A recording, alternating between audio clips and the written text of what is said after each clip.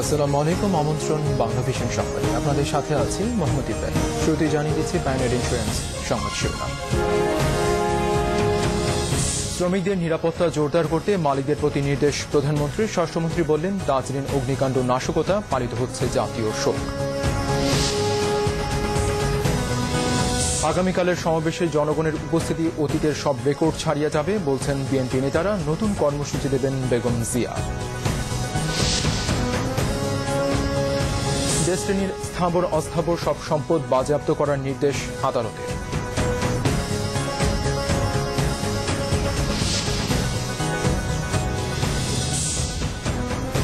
শুনছিলেন pioneer insurance শিরোনাম। মল kids perfect fit, সুস্থ শিশু, সুন্দর হাসি। এবারে পুরো সংবাদ। শিল্প কারখানায় শ্রমিকদের নিরাপত্তা জোরদার করতে মালিকদের নির্দেশ দিয়েছেন প্রধানমন্ত্রী শেখ হাসিনা। টেক্স বাংলা প্রদর্শনীর উদ্বোধন করে তিনি জানান, আশুলিয়ার ঘটনায় জড়িতদের বিরুদ্ধে তদন্ত অনুযায়ী কঠোর ব্যবস্থা নেওয়া হবে। ভবিষ্যতে যেন এ ধরনের কোনো ঘটনা না ঘটে সেজন্য সবাইকে সতর্ক থাকারও আহ্বান জানান প্রধানমন্ত্রী। তাইমুর রশিদের রিপোর্ট। মঙ্গলবার সকালে হোটেল রূপসী বাংলায় 3 দিনব্যাপী পঞ্চম টেক্স বাংলা প্রদর্শনীর উদ্বোধন করেন প্রধানমন্ত্রী শেখ হাসিনা। এ সময় দেশের শীর্ষস্থানীয় ব্যবসায়ীরা বলেন, আবারও 1/11 পরিস্থিতি কারোরই কাঙ্ক্ষিত নয়। নিরবচ্ছিন্ন গ্যাস ও বিদ্যুৎ সংযোগের পাশাপাশি দাম যৌক্তিক পর্যায়ে রাখারও দাবি জানান তারা।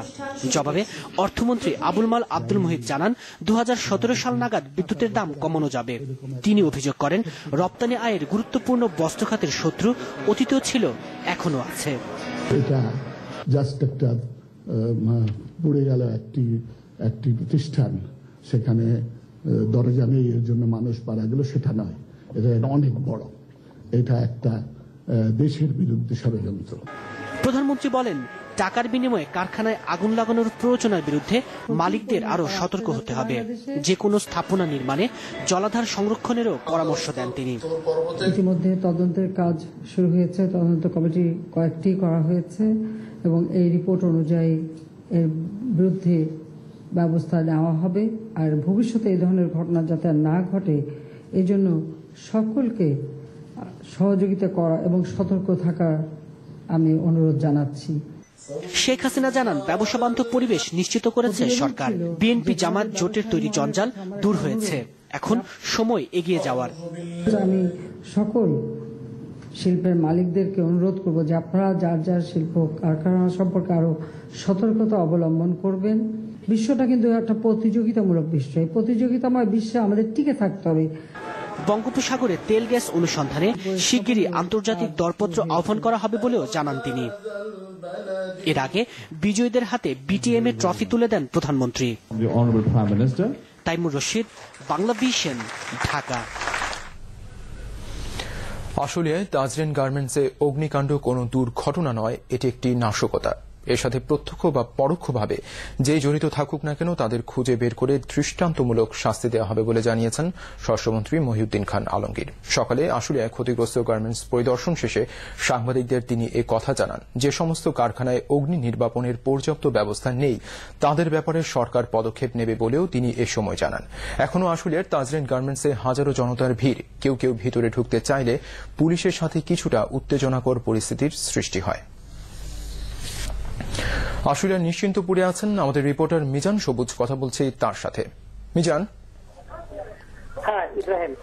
মিজান, আশুলিয়া পরিস্থিতি এখন কেমন আমাদের জানান। হ্যাঁ ইব্রাহিম, আপনি জানেন যে গত শনিবার সন্ধ্যায় সাভারের আশুলিয়া তোবা গ্রুপের তাজরিন গার্মেন্টসের যে ভয়াবহ অগ্নিকাণ্ডের ঘটনা ঘটে, ঠিক তার 3 দিন পরও এখানে শোকের আবহই বিরাজ করছে। আমরা লক্ষ্য করেছি যে সকাল থেকে হাজার হাজার মানুষ এখানে এসেছেন আশপাশের এলাকা থেকে।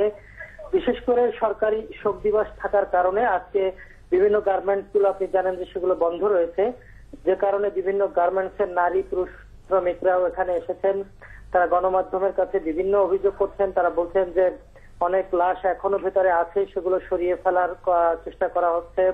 তারা আরো বলছেন যে তাদের বিভিন্ন দাবিগুলো তারা এখানে আমাদের কাছে তুলে ধরেছেন। এছাড়াও আজও আমি কয়েকজনকে এখানে পেয়েছি যারা এখানে এসেছেন, যদি না তাদের নিখোঁজ স্বজনদের লাশটাও তারা পান, এটাই তারা বলছেন যে তাদের শেষ সান্ত্বনা।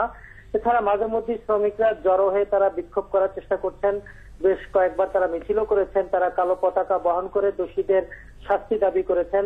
এর আগে স্বরাষ্ট্রমন্ত্রী মহিউদ্দিন খান আলমগীর এখানে এসেছিলেন, তিনি সাংবাদিকদের বলেছেন এই ঘটনা একটি নাশকতা এবং এই ঘটনার সাথে যারাই জড়িত থাকুক না কেন প্রত্যক্ষ বা পরোক্ষভাবে তাদেরকে খুঁজে বের করে সরকার দৃষ্টান্তমূলক শাস্তি দেবে। এবং মিজান, আপনাকে ধন্যবাদ। দর্শক, কথা বলছেন আমাদের রিপোর্টার মিজান সবুজের সঙ্গে, যিনি এই মুহূর্তে রয়েছেন আশুলিয়ায়। আশুলিয়ায় তাজরিন গার্মেন্টসে আগুন এবং চট্টগ্রামে ফ্লাইওভার দুর্ঘটনায় শতাধিক প্রাণহানির ঘটনায় আজ সারা দেশে জাতীয় শোক পালিত হচ্ছে। শোক দিবস উপলক্ষে দেশের সব সরকারি, বেসরকারি, স্বায়ত্তশাসিত এবং আধা সরকারি কার্যালয়ে জাতীয় পতাকা অর্ধনমিত রাখা হয়েছে। বন্ধ রয়েছে সব পোশাক কারখানা। এছাড়া দেশের সব ধর্মীয় উপাসনালয়ে বিশেষ মোনাজাত ও প্রার্থনা করা হবে। সোমবার মন্ত্রিপরিষদের বৈঠকে এই সিদ্ধান্ত নেওয়া হয়। আগামীকালের সমাবেশে জনগণের উপস্থিতি অতীতের সব রেকর্ড ছাড়িয়ে যাবে বলে আশা করছেন বিএনপি নেতারা। দুপুরে নয়াপল্টনে দলের কেন্দ্রীয় কার্যালয়ে ঢাকা মহানগর বিএনপির আহ্বায়ক সাদিক হোসেন খোকা জানান, সমাবেশকে সামনে রেখে প্রচারপত্র বিলি, লিফলেট বিতরণ থেকে মাইকিং সহ সব ক্ষেত্রে সরকার বাধা সৃষ্টি করছে। অনেক আগেই সমাবেশের অনুমতি চাওয়া হলেও এখনো এর অনুমতি দেওয়া হয়নি বলেও অভিযোগ করেন তিনি। সরকারের এত বাধা সত্ত্বেও সমাবেশ শান্তিপূর্ণ হবে এবং বিএনপি সেই লক্ষ্যেই এগিয়ে যাচ্ছে বলে জানিয়েছেন সাদিক হোসেন খোকা। সমাবেশের কাজ সুষ্ঠুভাবে এবং নির্বিঘ্নে শেষ করতে সরকারের সহযোগিতা চেয়েছেন তিনি। সংবাদ সম্মেলনে বিএনপির ভারপ্রাপ্ত মহাসচিব জানান, আগামীকালের সমাবেশ থেকে বেগম জিয়া নির্দলীয় নিরপেক্ষ তত্ত্বাবধায়ক সরকারের দাবি আদায়ে নতুন কর্মসূচি ঘোষণা করবেন।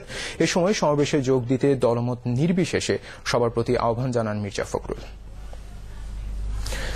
জিয়া অরফানেজ চ্যারিটেবল ট্রাস্ট মামলার অভিযোগপত্রের গ্রহণযোগ্যতার পরবর্তী শুনানি আগামী 1 জানুয়ারি 2013 ধার্য করা হয়েছে। একই সাথে সেদিনই বেগম খালেদা জিয়াকে আদালতে হাজির হওয়ারও অনুরোধ করেছে আদালত। সকালে আইনজীবীদের আবেদনের প্রেক্ষিতে মহানগর দায়রা জজ আদালত এ দিন ধার্য করে। ডেস্টিনির স্থাবর অস্থাবর সব সম্পত্তি বাজেয়াপ্ত করার নির্দেশ দিয়েছে আদালত। সকালে দুদকের আবেদনের প্রেক্ষিতে মহানগর দায়রা জজ আদালতের বিচারক জহুরুল হক এ আদেশ দেন। আদালতের আদেশে ডেস্টিনি মাল্টিপারপাস কোঅপারেটিভ সোসাইটির 1178 কোটি টাকার সম্পত্তি এবং ডেস্টিনি ট্রি প্লান্টেশনের 2106 কোটি টাকার সম্পত্তি উল্লেখ করা হয়। এর আগে ডেস্টিনির ব্যাংক অ্যাকাউন্টও জব্দ করা হয়। শহীদ ডাক্তার মিলন দিবস আজ। স্বৈরাচারী বিরোধী আন্দোলন চলাকালে 1990 সালের এই দিনে ঢাকা বিশ্ববিদ্যালয় এলাকায় তৎকালীন এরশাদ সরকারের লেলিয়ে দেয়া সন্ত্রাসী বাহিনীর গুলিতে শহীদ হন ডাক্তার শামসুল আলম খান মিলন। ডাক্তার মিলন তখন চিকিৎসকদের সংগঠন বিএমএ এর যুগ্ম মহাসচিব ছিলেন। মিলনের রক্তদানের ঘটনা সেদিন স্বৈরাচারী বিরোধী আন্দোলন নতুন গতি পায়। গণতন্ত্রের মুক্তির দিবসটিকে বিশেষভাবে পালন করছে রাজনৈতিক দলগুলো। সকালে মিলনের সমাধিতে পুষ্পস্তবক অর্পণ করে আওয়ামী লীগ, বিএনপি সহ বিভিন্ন রাজনৈতিক দলের নেতারা। এ সময় বিএনপির যুব মহাসচিব রুহুল কবির রিজভী বলেন, গণতন্ত্র যখনই বাধাগ্রস্ত হয় তখনই মিলন অনুপ্রেরণা হিসেবে সামনের দিকে এগোনোর শক্তি যোগায়। আর শহীদ মিলনের মা আক্ষেপ করে বলেন, মিলন হত্যার দীর্ঘ 22 বছর পেরিয়ে গেলেও গণতন্ত্র এখনো সুদৃঢ় হয়নি।